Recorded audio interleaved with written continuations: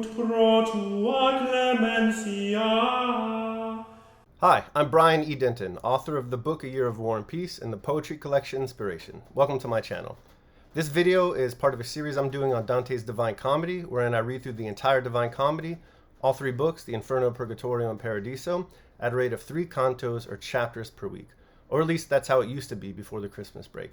So real quick, what I'd like to say to regular viewers is it's so nice to be back, and I hope you'll stay with me for the duration of these readings, even though I've fallen behind Baylor University's 100 Days of Dante project. I think they're on Canto 18 right now, and this is for Canto 8 of the Purgatorio. The reason for my absence is that, this is a labor of love, and I do love doing it, but I also love my mother, and I only have an opportunity to see her twice a year. So during Christmas break, I hung out with her and my family instead of talking about Dante all day. It was a close one, but I went with the family over Dante. So apologies for that. If apologies are warranted, I really don't think they are. But with all that said, I'm really going to try my best to get caught up, but it's going to be difficult. So bear with me. I hope you can consider finishing the duration of your reading of the Divine Comedy with me. I thank you in advance for that. To any new readers, first of all, welcome, and I'd ask that you please consider liking this video and subscribing to the channel. We've set the goal of getting to 300 subscribers by the end of January, and with your help, I think we can do that. And so with that, let's get right into it. Today's canto is Purgatorio, Canto 8.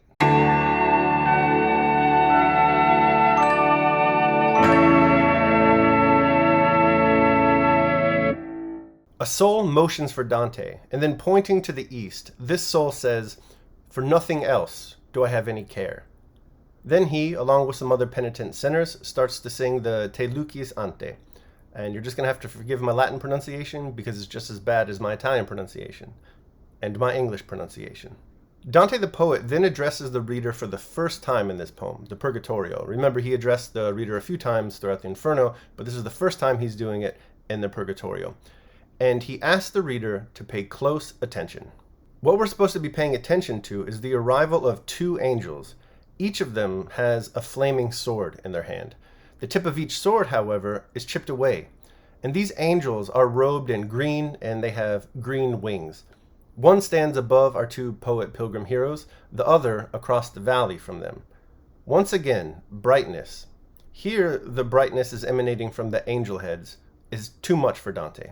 Sordello then explains why these 2 angels are here and their purpose. And their purpose is that they are going to protect the valley from the serpent who shall arrive shortly. And also these 2 angels are sent from Mary. Dante gets a little worried about this serpent talk. Naturally, he's read Genesis, so he huddles next to Virgil in fear. After this, the 2 of them, Dante and Virgil, follow Sordello down into the valley. And immediately when they're down here, they recognize Nino Visconti. I told you to remember this man's name back in the Inferno, and this is why. He appears right now in Canto 8. Nino mistakenly believes that Dante has died, which is totally understandable because Dante is walking through the afterlife. Dante corrects Nino on this point, and this is totally unbelievable to Nino.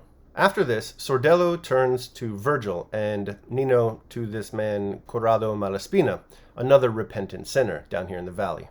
Nino, as one does down in Purgatory, asks Dante to seek out Nino's daughter, so that she might pray for him. We've seen this before, we're going to see it again. Prayers are very important for souls in Purgatory, as we've already established. Anyway, Nino tells Dante that he would ask his wife to pray for him, but she is already remarried, and therefore I guess she just can't be trusted with such matters. Odd. Dante the Pilgrim then turns his eyes to the sky, and he notes 3 stars up there. He asks Virgil about them, and Virgil, explains that these 3 stars have taken the place of the 4 stars that they saw earlier. Sordello then interrupts them and draws their attention to the serpent, which has just arrived. The serpent isn't on the scene for long, though, because the mere sound of the angel wings flying through the air makes it slither away in fear. And now that guy that Nino turned to earlier, Corrado Malaspina, he speaks. He says that he longs for news of home. Dante gives a very positive speech about this guy's hometown, and then Corrado predicts that, in fact, Dante will visit that hometown, and that's where we end things.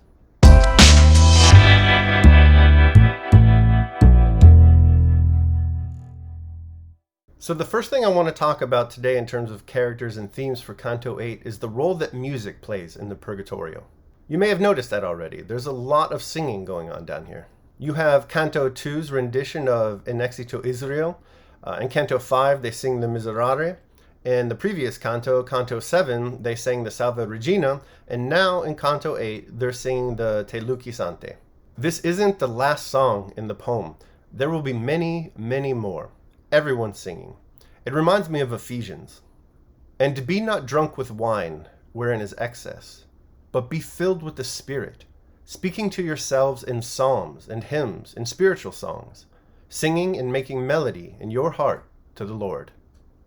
Now, Te Lucis Ante is an old Latin hymn from the Roman breviary and is sung during Compline, fitting because, as you'll remember, surely, it's nighttime right now down in Purgatorio. Remember, in Purgatory, we cannot progress up the mountain during nighttime hours. Finally, this hymn, the Te Lucis Ante, is basically a plea that God protect us during the night. It's a nice song. It's worth listening to on YouTube if you can find it. The song is so beautiful, in fact, that Dante reports that its beauty drives all concern and all thoughts out of his mind. I'm sure you've been there with music before. It can be quite powerful. It's important to understand, though, that this song is merely an opportunity or a tool to express a desire for upward mobility up the mountain of purgatory. Keep in mind that the sinner prefaces his singing by pointing and exclaiming that upward is his only care. That's what he was pointing at when he was pointing to the east. He was pointing to the top of purgatory. He was saying that this is my only goal. Then, as the song ends, we see that all the eyes of all the penitent sinners who were engaged in the singing of this hymn are now also raised upwards, humble and pale with expectation of what awaits them at the top of the mountain. And now I'd like to turn our attention to the first reader's address in this poem. It's only a single stanza, 3 quick lines, but it's pretty important. And what Dante the poet says to the reader is that we're now going to look upon the truth, but because the veil is so thin over it, we'll certainly see what he, Dante the poet, means without any further explanation. Gotta say though, this stanza always makes me feel quite stupid because I'm confused as to exactly what he's trying to say in these 3 lines. It's just not clear to me at all. First of all, what are we supposed to be looking at here? Does it refer back to the singing of the Te Lucis Ante? Does it refer forward to the 2 angels and the serpent? Maybe to the conversations Dante has with Nino Visconti or Malaspina? I think we can set aside the conversations that Dante has with Nino and Malaspina. Those are important in their own right, but I just don't think that's what Dante is intending for us to focus upon with this reader's address.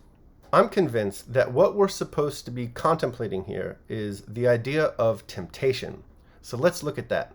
First, to suggest that temptation is what is being considered here might strike a savvy reader as false immediately, because as any theologically inclined viewer will know, there is no temptation in purgatory. In fact, Thomas Aquinas writes as much in his Summa Theologica. And, Thomas Aquinas' theology is close enough to Dante's to assume that's what Dante believes as well. But we have to remember that we're not in purgatory proper yet. We're still in the anti-purgatory. And this, as you recall, is an innovation that Dante introduces to the idea of purgatory. This is Dante's own theology. There's this certain part before purgatory called the anti-purgatory where these negligent sinners stay before they enter purgatory proper. So perhaps the penitent sinners in anti-purgatory are still prone to bouts of temptation. And the text of the canto actually does suggest that this is the case. After all, the Te Lucis Ante is basically a hymn that serves as a prayer of protection in the night, protection in particular against temptation. Let's look at the lyrics of the hymn. Before the end of the day, Creator of the world, we pray, that with thy wonted favor thou wouldst be our guard and keeper now. From all ill dreams defend our eyes, from nightly fears and fantasies. Tread underfoot our ghostly foe, that no pollution we may know. O Father, that we ask be done through Jesus Christ, thine only Son, who with the Holy Ghost and thee doth live and reign eternally. So with that, we must also keep in mind the other thematic element of this canto, or at least one of the major thematic elements of the canto, and that is, of course, the serpent. We're all familiar with the serpent and its role in the Bible. It's clear that the serpent, allegorically at least, represents temptation. So we see the connection between the hymnal prayer for protection and the presence of the serpent in today's canto. And the penitent sinner's prayers are answered immediately. Quite easily, actually. All that needs to happen is that the serpent hears the flapping of the angel's wings, and then he's gone. So perhaps what Dante wants us to see here is something that he thinks should be absolutely clear by now because he's repeating it so often. And that is, of course, the efficacy of prayer. For cantos now, we've been reminded that the power of prayer is so strong and that the penitent sinners want it so badly that they're willing to rush over each other to get to Dante, to get him to pray for them, but also to get him to remind people back on earth to pray for them. And today we have the singing of the Te Lucisante, which of course is a type of prayer, a prayer for protection against temptation. And what happens after this prayer for protection against temptation is sung? The great symbol of temptation, the serpent, is run out of the valley with ease. This, I believe anyway, is what Dante wants us to take away from this canto. With prayer and divine attention, we can avoid the pitfalls of temptation in our own lives.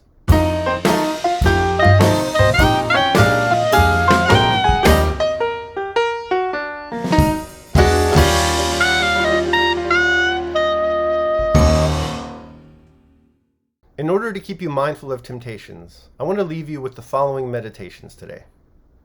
No man is free who is not master of himself. Watch ye and pray, lest ye enter into temptation. The spirit truly is ready, but the flesh is weak. Alright, that's my video for Canto 8 of Dante's Purgatorio. I hope you enjoyed it. If you did enjoy it, please consider liking the video and subscribing to the channel. We're trying to get to 275 subscribers by the end of January. I may have said 300 in the introduction, I'm not sure. But let's go with 275. It's easier to achieve and I won't embarrass myself when I fail eventually. I would like to say that before the Christmas break, we were getting these videos out every Monday, Wednesday, and Friday, for the most part. That's not going to happen anymore. I'm going to try to get out as many as possible per week. I think the minimum will be Mondays, Wednesdays, and Fridays, but just look out for new updates. And you can be notified of new updates if you hit subscribe. So be sure to do that. Thanks in advance. So all this is to say that for the remainder of Purgatorio, until I get caught up, these videos are going to be released as quickly as I can. So I'll see you when I see you.